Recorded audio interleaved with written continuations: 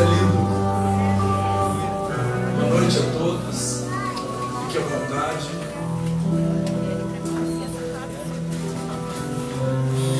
O desejo e oração é que todos estejam usufruindo da graça e da paz que advém de nosso Senhor Jesus.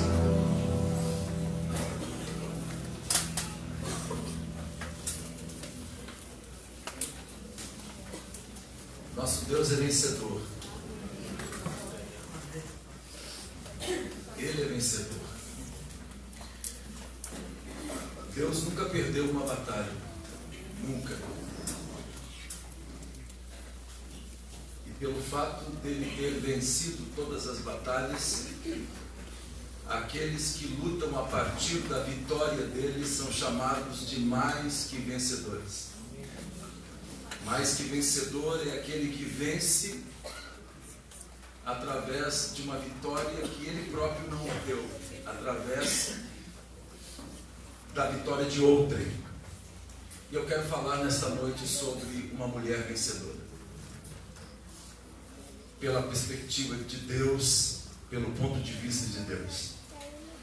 Se você costuma trazer a sua Bíblia, a Bíblia física ou um smartphone, abra no Velho Testamento, em 1 Samuel. Boa noite a todos que nos assistem, que costumam nos prestigiar com a sua audiência aos domingos à noite.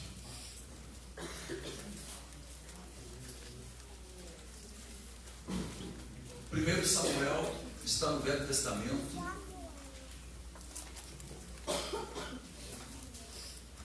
Este livro, ele data de mais ou menos 900 anos antes de Cristo.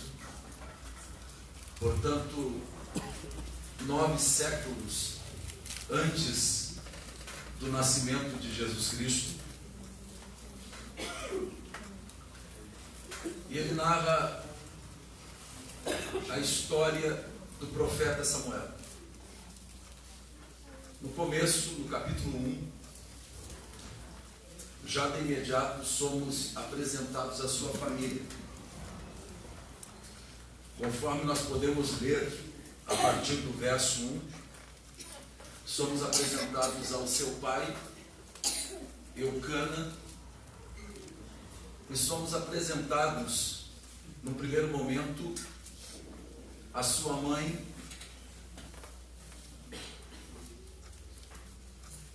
chamada Ana, e a uma segunda esposa, chamada Penina.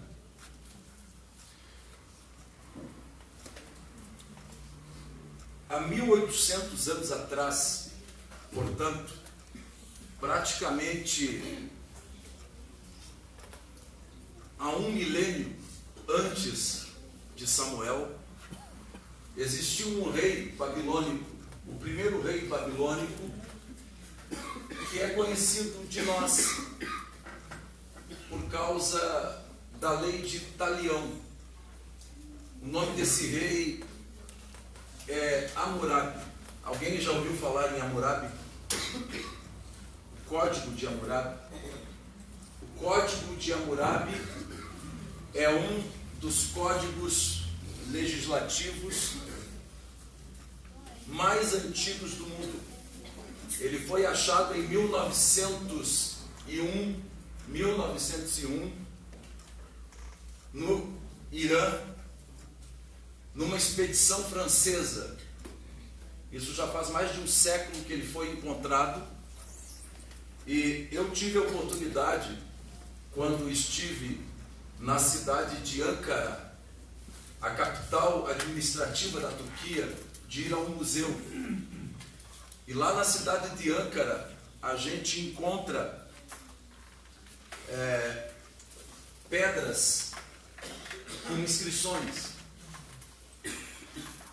que datam também de quase 2 milênios antes de Cristo. As leis, elas não eram escritas em papel ou em pergaminhos. Elas eram como é que se diz, talhadas em pedras. Em 1901, através de uma expedição francesa, foi encontrado o Código de Hammurabi. E nesse código dizia que era autorizado ao esposo ter uma segunda esposa se esta não lhe desse filhos, se essa fosse estéril. Algumas centenas de anos depois, o Código Mosaico, a lei de Moisés, absorveu esse dispositivo conjugal. Pois lá em Deuteronômio, no capítulo 21, do verso 15 ao verso 17, está também dito, e eu estou falando da lei judaica, uma lei restrita ao povo civil judeu, hebreu. Era permitido ao esposo, cuja a esposa legítima não pudesse lhe dar filhos, ter uma segunda esposa. Então, quando nós começamos a ler aqui em 1 Samuel, no capítulo 1, a partir do verso 1, e aí você lê que Eucana, que seria pai do profeta Samuel, tinha uma esposa que, segundo a Bíblia, ele amava muito, que se chamava Ana. Ana, em hebraico, significa graça, graciosa. Como Ana era estéril e não podia lhe dar filhos, ele tomou outra mulher como esposa, como segunda esposa. E o nome dessa mulher era Penina. Só para as senhoras e os senhores entenderem por que está escrito na Bíblia sobre um homem que tinha duas mulheres. Porque a época, a cultura da época, a legislação da época civil, que não se aplica às legislações civis de todas as nações e países dos gentios, de pessoas que não são judeus, hebreus, oportunizava isso, só para vocês poderem entender. E nessa época, então, era permitido isso. E o que aconteceu? Ana, que era a esposa legítima de Eucana, não podia lhe dar filhos, é o que está escrito aqui, não podia. E ela vivia triste, ela vivia em depressão, ela vivia com os níveis de ansiedade altíssimos, com certeza cheia de doenças psicossomáticas, porque a ansiedade em excesso, ela acaba somatizando, ela acaba às vezes se convertendo em doenças, alterando os hormônios, alterando o funcionamento do organismo, diminuindo as defesas do organismo, enfim. Então essa mulher era uma mulher triste, porque à época uma mulher que não podia dar à luz era considerada inútil, entre aspas. A mulher já não tinha valor. Tanto é que depois, quando os gregos começaram a dominar o mundo, eles começaram a usar a palavra grega e depois latina res, né? Res, de onde vem a palavra portuguesa res, né? A mulher era comparada a uma res, a uma vaca, a um semovente, né? Então a mulher não tinha valor naquela época. E esta mulher, então, ela estava totalmente perdida. Interessante que, se nós olharmos para ela no primeiro momento, ela é uma mulher bem casada, uma mulher que, segundo o texto, se fizéssemos a leitura de todo o texto aqui, do capítulo 1, veríamos que era uma mulher que tinha o amor do seu esposo, tinha o amor, era uma mulher casada, era uma mulher amada pelo seu esposo, ela era uma mulher próspera, porque Eucana era da tribo de Efraim, ele era como se fosse um magnata, como se fosse alguém bem de vida da tribo de Efraim. Então ela era uma mulher próspera, era uma mulher bem amada, era uma mulher bem casada. Entretanto, havia um porém na sua vida. Havia um porém, havia um mas, um contudo na sua vida. Ela era estéril. Ela era estéril. E isso é bastante preocupante, porque essa esterilidade fazia com que ela não visse a vida de uma forma racional. Porque quando nós estamos sob muita pressão, quando as frustrações da vida, as sucessivas decepções nos alcançam, a tendência é que nós passemos a ver a vida e a nos ver pela lente do pessimismo. E nós nos tornamos e vamos nos tornando, devido, entre aspas, à nossa falência da capacidade de raciocínio. Quando uma pessoa está muito estressada, quando uma pessoa está muito frustrada, ela vai comprometendo a sua capacidade de raciocínio, a sua capacidade de entender a vida, não só a partir dos seus sentimentos, mas a partir das realidades nas quais essa pessoa está inserida. Então, naturalmente, uma pessoa que vive uma frustração por muito tempo, ela vai perdendo lentamente o contato com a realidade, e sentimentos negativos, sensações negativas vão ganhando status de verdade. Aquilo passa a ser verdadeiro para a pessoa, aquilo que ela está sentindo. E a pessoa vai se tornando passiva porque parece que alguma coisa a engessa, ela tem vontade de fazer as coisas, mas ela não consegue fazê-las, porque alguma coisa as engessa, alguma coisa a amarra. Então ela se torna passiva, mas também ela se torna passional. Passional. O que é uma pessoa passional? Uma pessoa que deixa-se dirigir pela vontade, pelos sentimentos. É uma pessoa que se torna muito emotiva. Ana estava nesse estágio, exatamente nesse estágio. E talvez, se nós perguntássemos assim, por que Ana venceu? Todos nós sabemos, por leituras prévias, ou porque já ouvimos, ou porque já lemos, que Ana era estéril, e que ela orou a Deus, e Deus permitiu que o seu ventre fosse capaz de gerar, e ela deu à luz a Samuel. Nós sabemos disso, está escrito aqui. Mas a pergunta que eu quero fazer, e também quero responder, é: por que Ana venceu?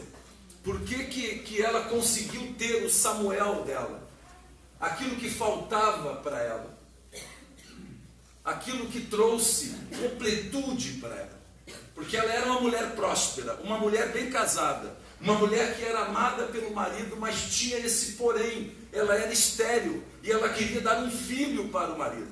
E além disso, Penina, que era a segunda esposa, gozava dela o tempo todo. O tempo todo gozava dela. E está escrito aqui na narrativa que uma vez por ano, de acordo com a legislação mosaica, todo o israelita deve subir a Jerusalém para sacrificar. E está escrito que um dia, num ano específico, depois de vários anos, Elcana sobe com a sua família. Sobe a Jerusalém, ali sacrifica.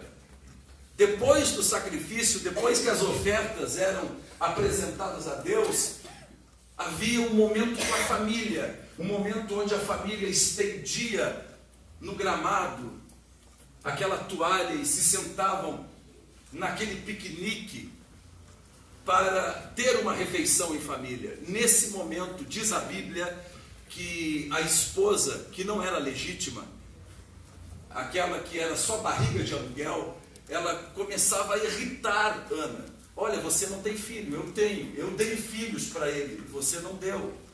Começou a irritar. E diz a Bíblia, você pode ler no capítulo 1, que ela só, no capítulo 1, versículo 7, que a reação dela, ela só chorava e não comia. Você pode ver nisso. Só chorava e não comia. Mas nessa subida específica, nesse ano específico, uma coisa diferente aconteceu, que nos ajuda a começar a responder a pergunta: por que Ana venceu? Por que ela venceu? Primeiro, ela venceu por causa do fator Penina. Que fator é esse? Fator Penina. O fator daquela pessoa que causava nela um desconforto. O fator Penina. Penina era o nome da segunda esposa, mas eu utilizei a expressão fator Penina para me referir a qualquer coisa que nos tire da passividade e nos tire também daquela sensação da gente ver a vida só pelos sentimentos. Nos tire disso. Então, muitas pessoas olham para o texto e dizem assim: mas que mulher malvada essa Penina, gozando com a outra que não pode ter filhos. Mas vocês já pararam para pensar que foi graças a Penina que alguma coisa começou a acontecer? Às vezes nós estamos tão absorvidos por uma realidade que só está na nossa cabeça, que Deus precisa levantar Peninas para furar a nossa bolha, para causar em nós um desconforto que nos leve não à depressão, mas à reflexão, fazendo com que olhemos para nós e que olhemos também para o nosso redor e vejamos que a vida é muito maior do que nós pensamos. Então Ana, ela venceu primeiro por causa do fator Penina, por causa da bênção do contraditório, a bênção do aparente inimigo. Porque às vezes nós estamos tão absorvidos no nosso mundinho, escanqueamente falando, nesse mundinho, né? Nós estamos tão assim, achando que a vida é assim, que Deus precisa furar a bolha. Deus precisa. Então esse fator Penina é algo que Deus usa para que nós saiamos da zona de conforto. Ana estava numa zona de conforto. Qual era a reação dela? Era uma reação passional, uma reação baseada na paixão, baseada na frustração.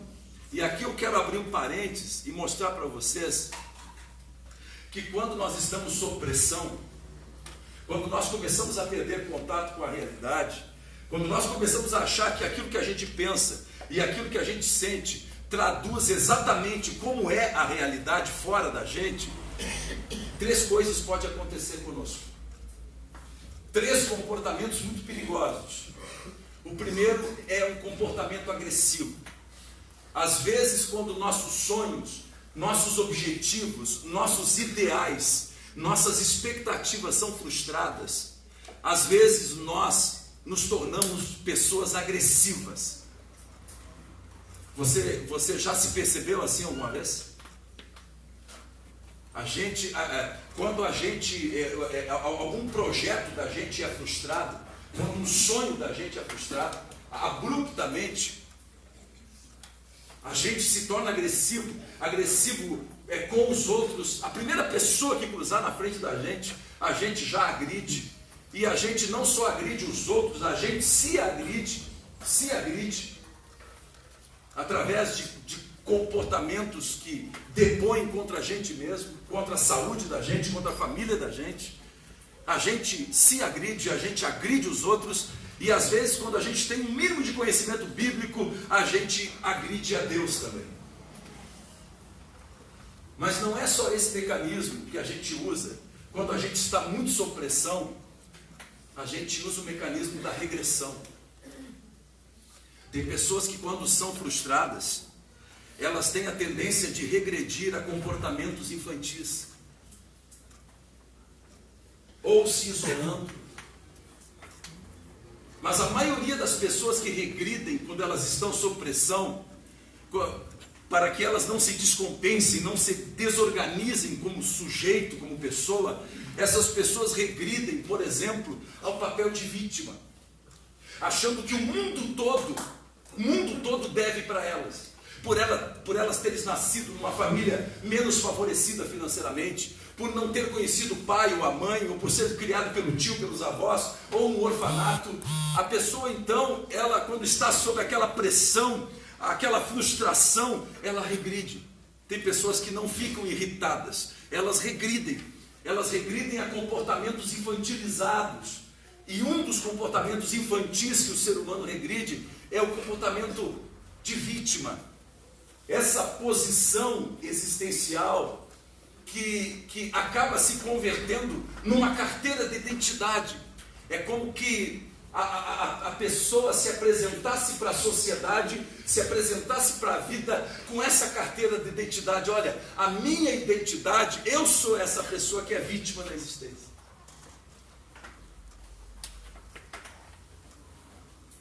Mas tem um terceiro mecanismo que o ser humano sob pressão, que o ser humano que tem os seus sonhos frustrados, ele acaba lançando mão para poder dar conta da situação, que é o mecanismo do auto-engano. Eu só quero ouvir aquilo que eu quero ouvir. Eu só quero ouvir aquilo que vá sustentar e alimentar aquilo que eu acho que é verdade. E o ser humano, então, ele se auto-ilude para ele poder continuar vivendo. No caso de Ana, ela descambou para a vitimização. O versículo 7 diz para nós que ela não queria comer, uma agressão contra si mesma. Ela só chorava. Aconteceu isso. Então, para Deus romper com isso, Deus usa a Penina. Deus usou algo para irritá-la. Deus usou algo para tirá-la da sua zona de conforto, por mais que dor ela estivesse sentindo naquele momento. Talvez você e eu, nós nos identifiquemos com Ana, no sentido de ter coisas na nossa vida que a gente não conseguiu ainda. Coisas que talvez fizeram parte dos nossos sonhos na infância, na adolescência, na juventude, e que a gente talvez tenha abrido mão por achar que não era para a gente.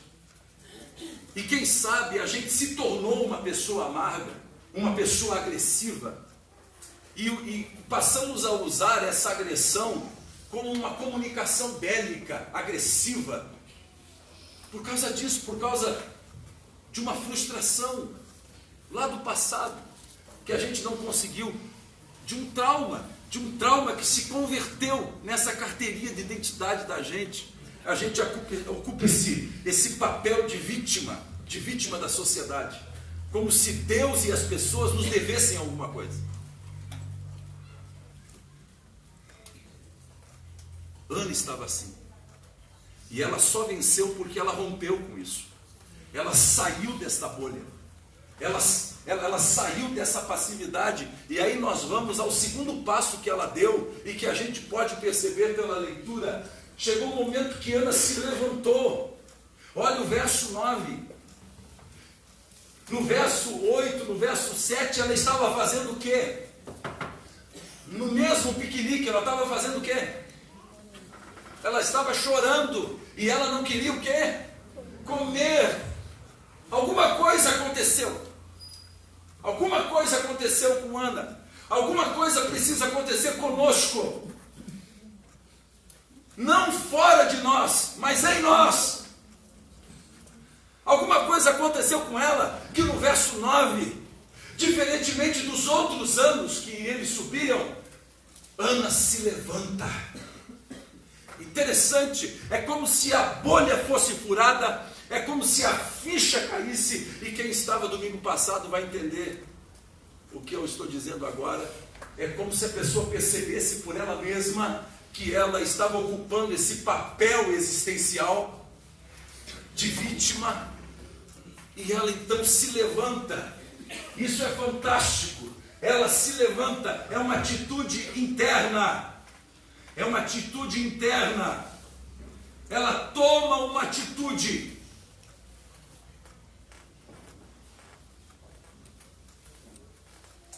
Não para chorar, para se lamentar, para não comer, para deixar de fazer o que tinha de fazer. Não, ela toma uma atitude.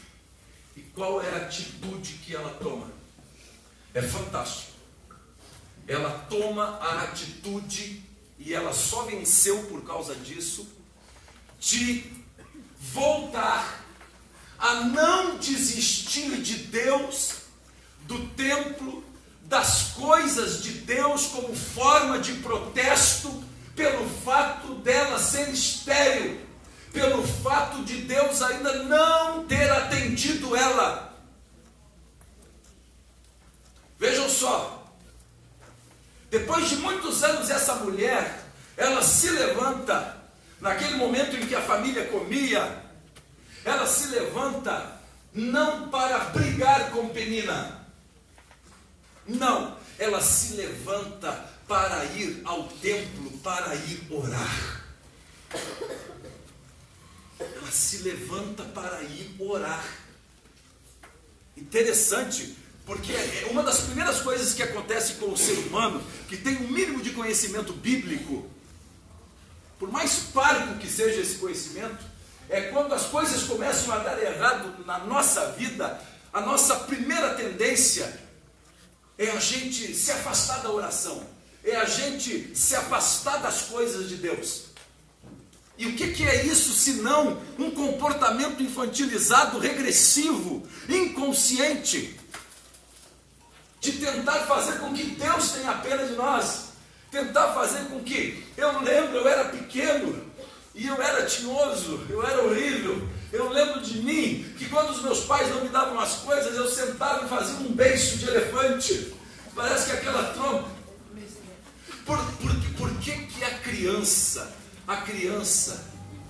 ela incomoda, ela faz aquela carinha do Shrek, entendeu? Aqueles olhinhos do Shrek. Por que a gente faz isso? Porque a gente regride a um estado de infantilidade, querendo comover aquela pessoa da qual a gente quer alguma coisa, e só ela pode dar para a gente.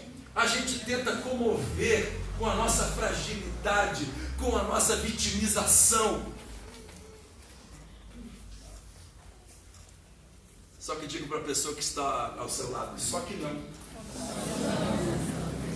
Só que não. Só que Deus não se move com isso. Deus não se move com choro. Se Deus se movesse com choro, o porco não morria.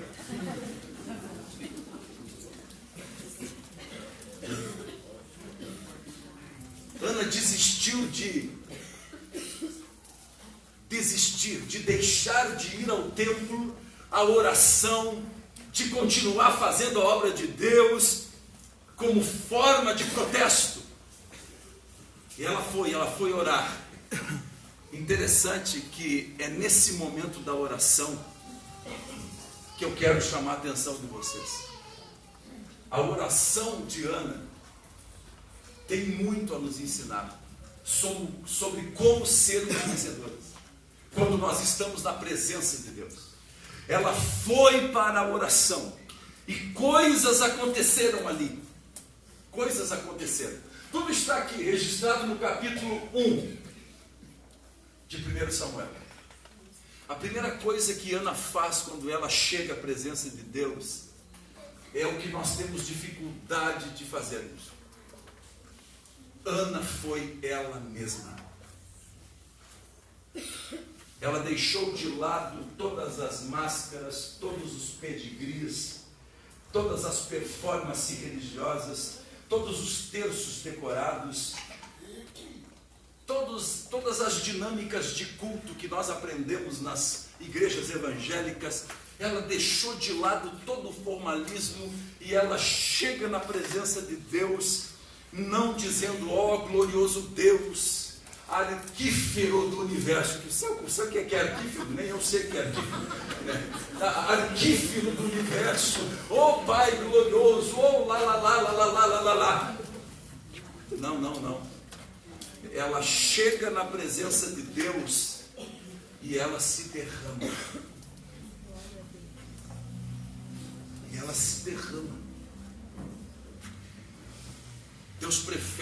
Deus prefere você nu, a sua alma pelada, do que você tapado com folhas de figueira que não são suas.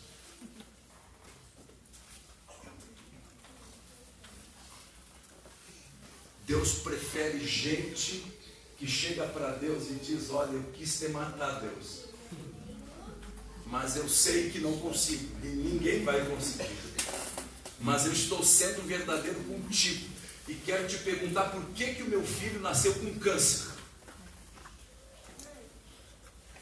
Deus, eu quero te perguntar por que eu não consigo dar a luz.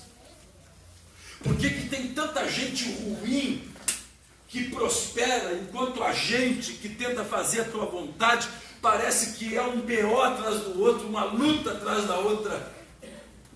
Gente que chega diante de Deus e é gente, e se despe como sujeito, sem medo de dizer e de falar. A primeira coisa que Ana faz, e por isso que ela venceu, quando ela chega na presença de Deus, ela é ela mesma. Seja você mesmo, seja você mesma. Não use o outro que está do lado, à frente e às costas, como parâmetro avaliativo para você avaliar se Deus gosta mais dele do que eu. Não! Não! Deus quer que você seja você. Segundo, na presença de Deus, Ana foi ela, e ela não ousou obrigar Deus a lhe dar nada, porque ela sabia que só a graça do Senhor nos basta. Nos basta. O fato, eu vou dizer algo aqui que não é evangélico, por isso que os evangélicos estranham. O fato de Jesus ter morrido por mim já é o suficiente. Deus não precisaria me dar mais nada. Nada. Como disse o apóstolo Paulo, Senhor, a tua graça. Porque Jesus tinha dito para ele, Paulo, a minha graça te basta. Te basta. Não precisa de mais nada. Essa história, eu sou filho do rei. Meu pai é o comandante do exército celestial. Eu levanto a mão, cai 1000 à minha direita, 10.000 à minha esquerda. Essa coisa triunfalista que não tem nada a ver com Jesus. Quando Jesus pisou na terra, o que mais ele fez foi sofrer. E ele ainda diz para a gente, olha gente, no mundo vocês terão o quê? Terão o quê? Aflição, mas tenham bom ânimo, eu estou convosco.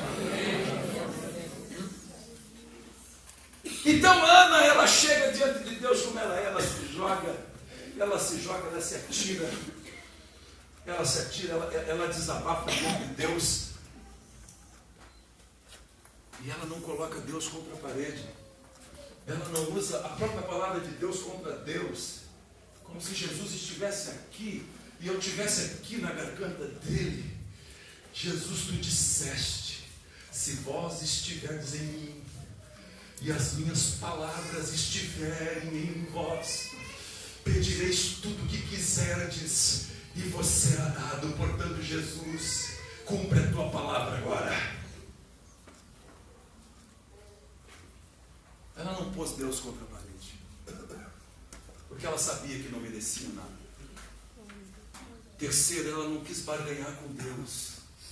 Ela não ousou trocar alguma coisa com Deus, porque, senhoras e senhores, nós não temos nada para dar para Deus. Pastor, eu já ouvi dizer que se eu der minha casa, Deus não precisa de casa. Pastor, se eu der o meu carro, Deus não precisa de carro. Ele é onipresente, ele se move numa velocidade incrível. Deus não barganha conosco. Uma simples razão. Tudo que a gente dá para Deus, se você está aqui nesta igreja hoje, com a consciência de que você veio fazer alguma coisa para Deus, saiba que Deus capacitou você para Deus.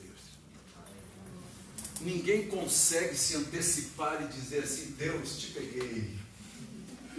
O único que tentou fazer isso com Jesus tomou nos dedos. Só que não.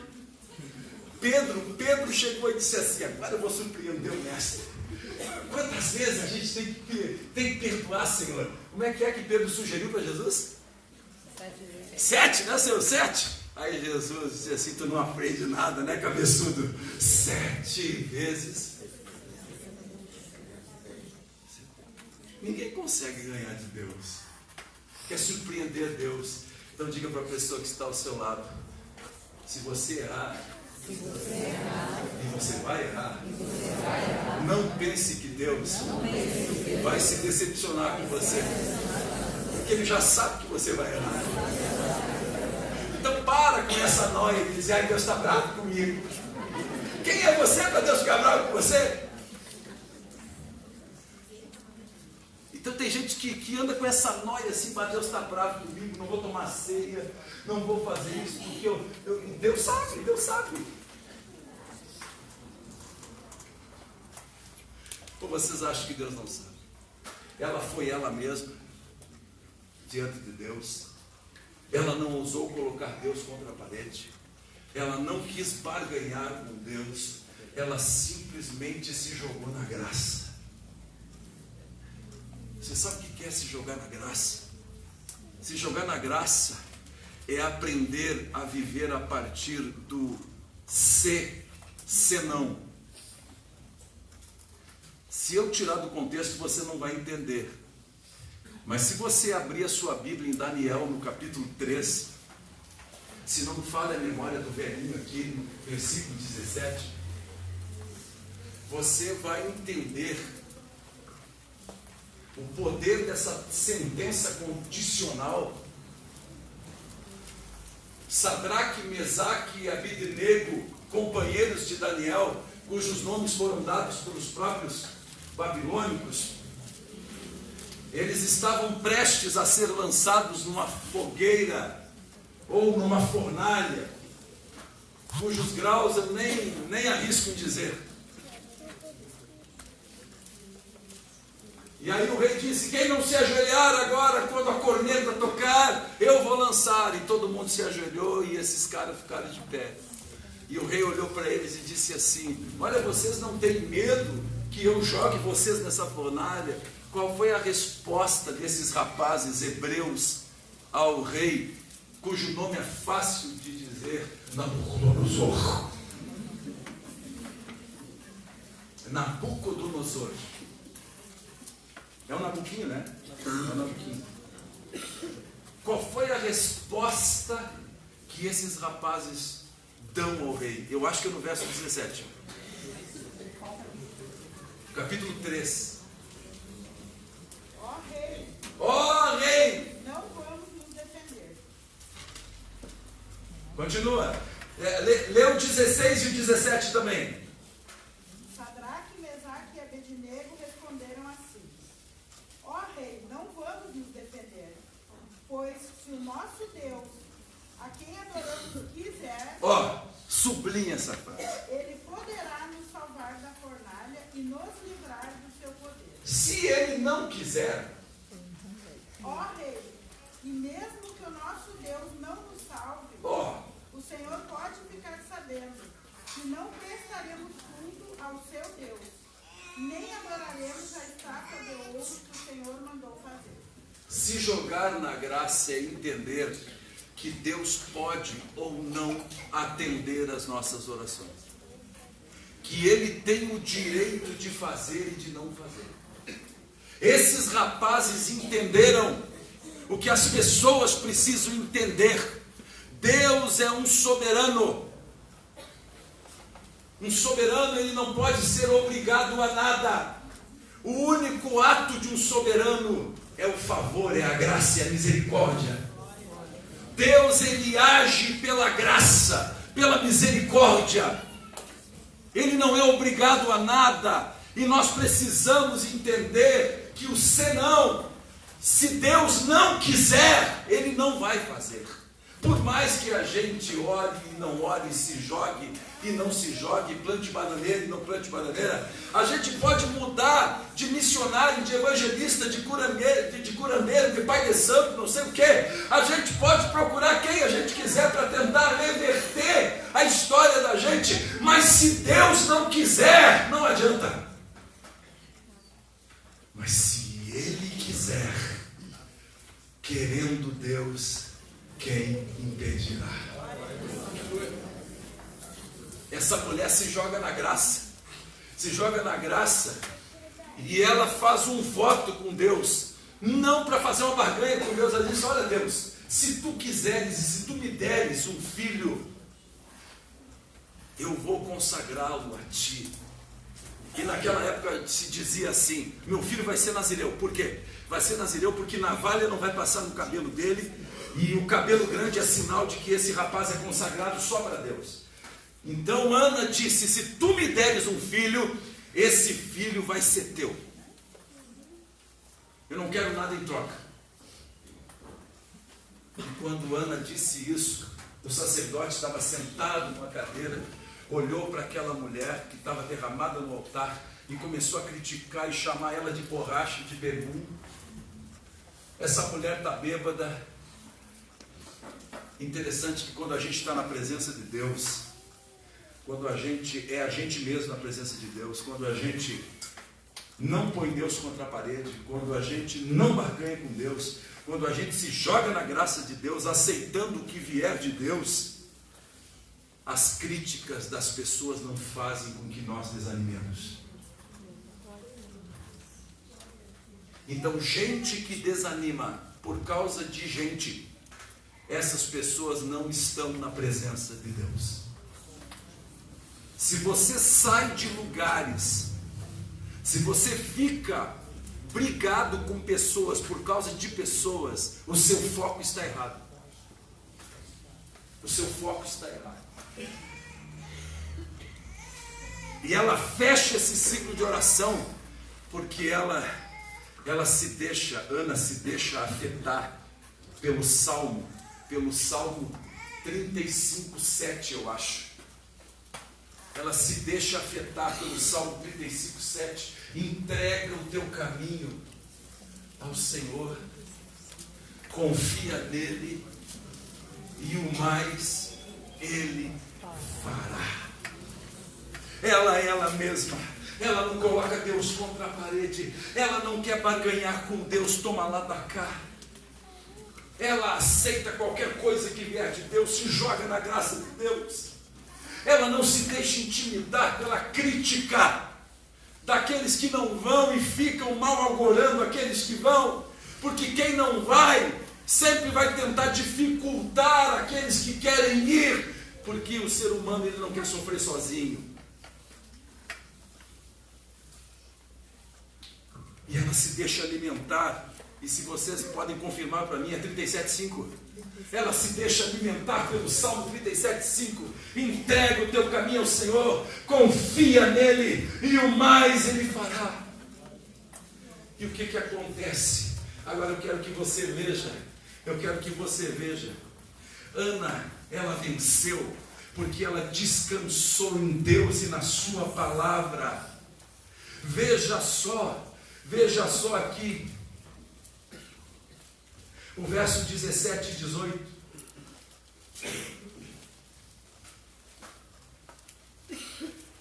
Ele viu que a mulher não estava blefando e nem estava bêbada. Ele disse à mulher: vai em paz, o Deus de Israel te conceda o que tu pediste a ele. E o sacerdote disse a ela: ache. E ela disse: acha tua serva graça aos olhos de Deus. Assim a mulher se foi para o seu caminho, e ela que não comia, fez o quê? Comeu, e o seu semblante já não era triste. Aquela mulher chega na presença de Deus triste, e ela sai alegre. Ela sai daquele piquenique aonde a presença da Penina era insuportável, e ela volta para o mesmo piquenique, para as mesmas pessoas, para a mesma casa. Você vai voltar hoje, mas na sua cabeça vai ser diferente. Deus estará no controle da sua vida. As coisas fora de nós, elas não mudam. O que muda é dentro de nós. Ana venceu porque ela se deixou transformar de dentro para fora. Ela chega arrasada e ela sai de cabeça erguida. Tem gente que chega de cabeça erguida e sai arrasada, porque chega da forma errada. E ela sai de cabeça erguida, as circunstâncias não mudaram, continuam as mesmas. Penina está ali, aquilo que causa sofrimento está ali. Ela continuava estéril, mas diz o texto, você pode ver no verso 19, que Ana venceu, porque ela sabia que nesta vida há coisas que só Deus pode fazer, e há coisas que cabem a nós fazermos. E ela chega em casa, e diz o texto que Eucana conheceu Ana novamente, ou seja, teve relações sexuais com ela, e nessa noite ela engravida, e Deus abre o ventre dela. Veja isso, verso 19 do capítulo 1. E o Senhor se lembrou dela. Deus poderia não ter se lembrado, no sentido de não ter atendido, mas Deus quis. Sabe por quê? Porque Deus encontrou uma mulher que queria uma coisa e Deus queria outra. Israel estava sem profeta. Deus encontrou uma mulher que queria um filho, e Deus queria um profeta. Então Deus pensou assim, a matemática é simples. Eu te dou o filho e tu me dá o profeta. Ou seja, quando a gente começa a trabalhar com Deus assim, quando a gente entende que a vida da gente é o palco onde Deus quer estrear e trabalhar, quando a gente deixa Deus se unir a nós e trabalhar em nós e através de nós, por misericórdia, Deus acaba nos abençoando em outras áreas. Por misericórdia, não que mereçamos. Interessante que ela volta engravida, e Ana venceu. Sabe por que ela venceu? Também ela venceu porque depois que Samuel nasceu, quantas mães temos aqui? Depois que Samuel nasceu, ela esperou o menino desmamar com mais ou menos 3 anos de idade. Ela pega o menino, o que eu já vi de pessoas dizendo coisas para Deus na hora da aflição, dizerem assim: se o meu filho nascer são, eu vou me batizar. Se o Senhor abençoar a minha empresa, eu vou fazer tal coisa. O que eu já vi de gente votando, fazendo promessas para Deus, e parece que essas promessas caem no esquecimento, porque quando a dor desaparece e a gente entra aparentemente numa segurança ilusória, parece que a gente é tomado novamente por um sentimento de onipotência, como que nós estivéssemos no controle da nossa vida. Mas Ana não. Ela pega aquela criança. Gente, essa mulher, 50 quilômetros de onde ela morava até Siló, onde estava a tenda de Israel. Essa mulher caminha com o filho que ela amamentou, com o único filho dela, olhando nos olhos, exercendo a maternagem, não sendo sua mãe parideira, mas exercendo a maternagem, transmitindo pelo olhar e pela amamentação o afeto, do acolhimento, do carinho. essa mulher caminha 50 quilômetros. Eu vou ter que elaborar o luto do meu filho, porque ele não pertence a mim. Eu fiz um voto, ele pertence ao Senhor. Imagina o sofrimento dessa mulher. A Bíblia é fria, você lê a Bíblia ali, a letra fria, diz para ela que ela chegou lá e entregou para Elias, como se fosse um pacote. Não. Aquela mulher com seus olhos cheios de lágrimas. Nem Eli esperava que ela fosse devolver. O profeta ficou assustado quando apareceu aquela criança, uma criança de 3 anos e pouco pela mão. Vim deixar ele, porque eu disse para Deus. Se você fizer um exercício mental, quantas vezes você disse coisas para Deus? E Deus fingiu que acreditou. Quantas vezes a gente promete, de pé junto, de pé separado, na hora do pega para capar, na hora do preteou o olho da gateada, na hora que torce o rabo, a gente promete coisas, promete fazer tal coisa, a gente não tem condições de bancar nada. Sabe por que Ana venceu? Porque Deus sabia que Ana iria cumprir o voto dela. Sabe por que muitas pessoas não vencem?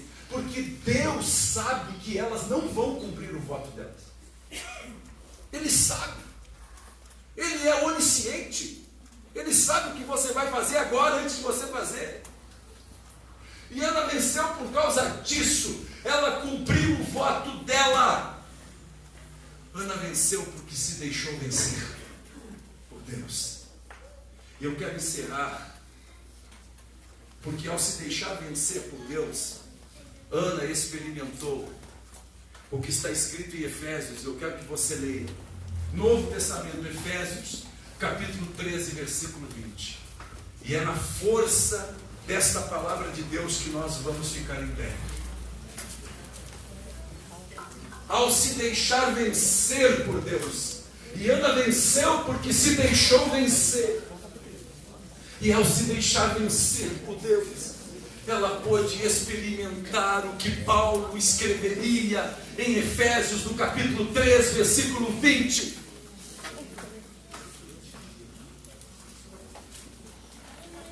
Eu vou perguntar, senhoras ou senhores, Ana pediu para Deus mais filhos? Ou só pediu um? Só um. E ela deixa a criança lá e não pede para Deus mais filhos. E aí Paulo escreveria. O que Paulo escreveria? Eu não estou em Efésios. Ora, aquele que é poderoso para fazer infinitamente mais do que tudo quanto pedimos ou pensamos, conforme o seu poder que opera em nós. Aleluia. Ana, não sei como é que ela sabia, mas ela sabia que aquele que é poderoso para fazer infinitamente mais do que aquilo que pensamos e imaginamos. Se você está pedindo algo pequenininho, Deus pode te dar algo maior. E o texto diz para nós, lá de 1 Samuel, capítulo 2, versículo 21, que ela teve mais 6 filhos. Porque quando Deus encontra pessoas que se deixam vencer por Ele, porque o vencedor, segundo Deus, é o derrotado deste mundo. O vencedor, segundo Deus, se deixa vencer por Deus. Ana venceu porque ela rompeu a bolha da passividade, da passionalidade. Ela venceu porque teve uma penina na vida dela. Tem uma pedra no seu sapato? Tem uma mosca na sua sopa? Tem alguém que te incomoda? Olhe para esta pessoa ou para essa situação com outros olhos. É Deus querendo te acordar. É Deus dizendo para você: eu estou usando Penina para tirar você desse engessamento. Tem pessoas que mexem com você? Tem pessoas com as quais você não vai com a cara delas? Tem pessoas que fazem com que coisas ruins sejam suscitadas dentro de você? Tem situações que mexem com você? Essas situações, elas mexem conosco.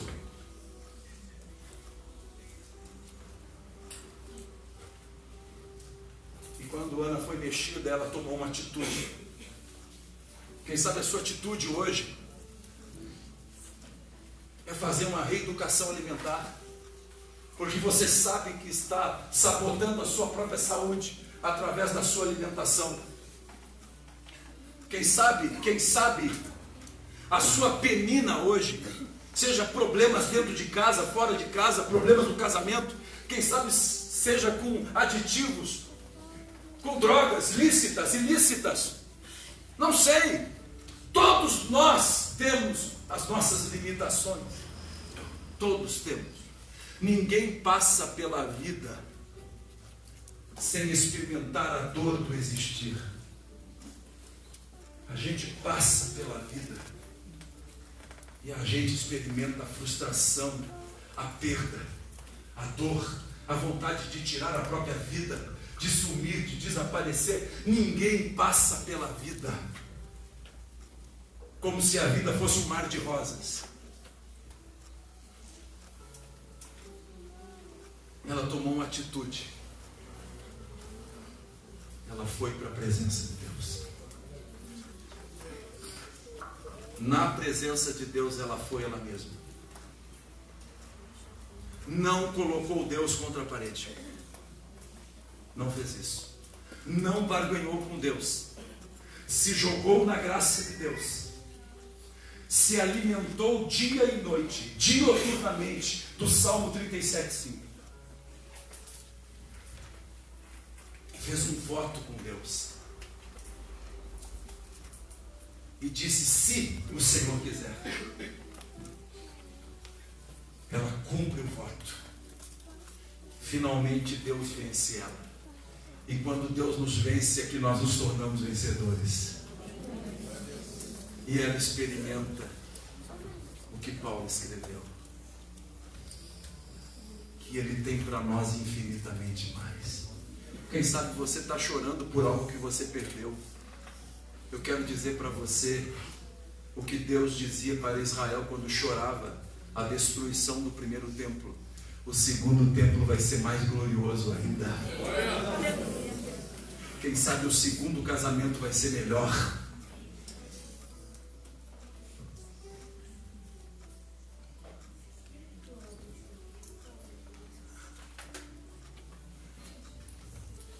Por que Ana venceu? Quem sabe você está na bolha ainda. Você se sente uma vítima.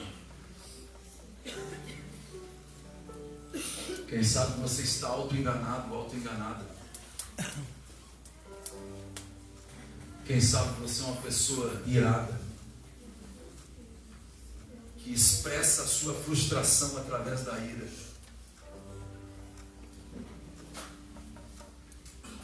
Penina vai aparecer na sua vida.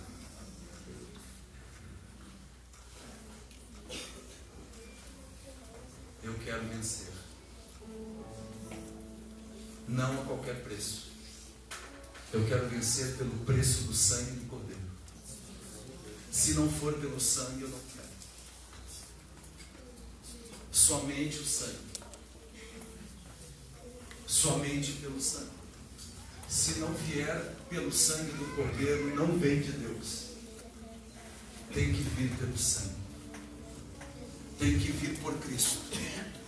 Porque é por Cristo e para Cristo que são todas as coisas. Nós não podemos inventar moda. Não.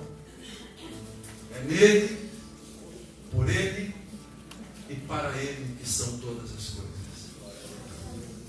Talvez você esteja como Ana, ainda na fase da bolha, do mecanismo de defesa. Rompa com isso. Em nome de Jesus, rompa com isso. Levante a sua cabeça. Se você já caiu várias vezes, não se preocupe, você vai continuar caindo. A questão não é essa. A questão não é se a gente vai cair. A questão é que quando a gente cair, Jesus vai estar lá com a sua mão estendida. Essa é a diferença. E a novidade é que os tombos eles vão diminuindo conforme Deus vai vencendo a gente.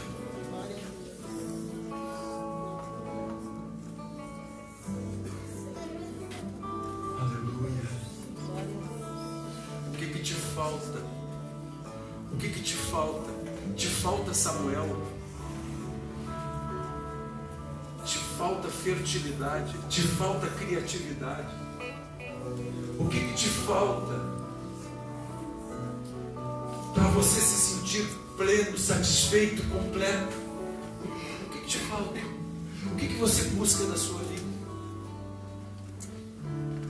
Eu encontro pessoas que elas vivem num frenesi, e eu às vezes, para tentar furar a bolha delas, eu pergunto: me diz uma coisa, para que você vive? O que te move? Para que você vive? A maioria das pessoas vivem para não ver o tempo passar. Elas comem para não ver o tempo passar. Elas estão o tempo todo desligadas do presente para poder suportar a vida como ela é.